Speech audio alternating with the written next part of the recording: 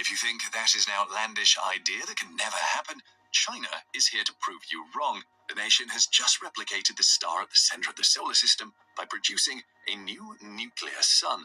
But how does China's new nuclear sun replica work? But more importantly, is China biting off more than it can chew, and should you be afraid of things getting out of hand? The sun is a source of life. Lying in the heart of the solar system, it is by far the largest object. It accounts for 99.8% of the solar system's mass. With a diameter that's roughly 109 times the diameter of the Earth, the sun can contain about 1 million of our planets. The surface of the sun is about 10,000 degrees Fahrenheit or 5,500 degrees Celsius. But the core is far hotter, reaching more than 27 million degrees Fahrenheit or 15 million degrees Celsius. One would need to explode 100 billion tons of dynamite every second to match the energy produced by the sun. The sun is one of more than 100 billion stars in the Milky Way. It orbits some 25,000 light-years from the galactic core, completing a revolution once every 250 million years. Where stars are concerned, the sun is relatively young, part of a generation of stars known as Population 1, which are relatively rich in elements heavier than helium. It was born about 4.6 billion years ago. However, it has enough fuel to stay active for another 5 billion years. The sun's surface emits about 63 million watts of energy per square meter.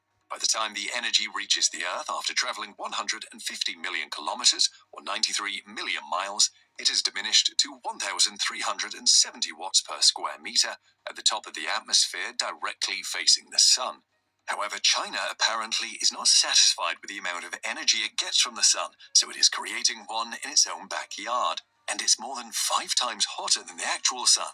However, all this sun replication comes with a huge bill, $1 trillion. Before we go into how China's artificial sun works, why is the country building one?